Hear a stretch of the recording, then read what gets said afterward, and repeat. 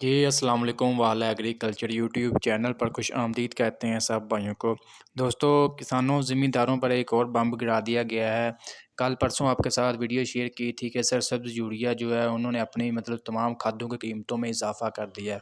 तो आज नया नोटिफ़िकेशन आ गया जी, एंग्रो यूरिया ने भी जो एंग्रो फर्टिलाइज़र है उन्होंने भी अपनी जो खादों की कीमतों में जो है इजाफ़ा कर दिया है।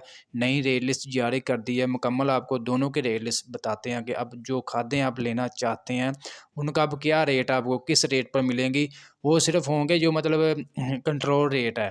बाकी मार्केट से आपको उससे अबव ही मिलेंगे।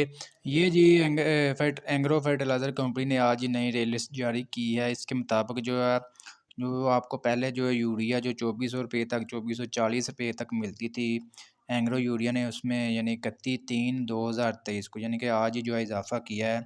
अब आपको एंग्रो यूरिया का 50 केजी का बैग जो है ₹2994 का मिलेगा। इसके अलावा एग्री ट्रेड डीएपी की जो है एंग्रो की वो 50 केजी का बैग जो ₹11,169 का।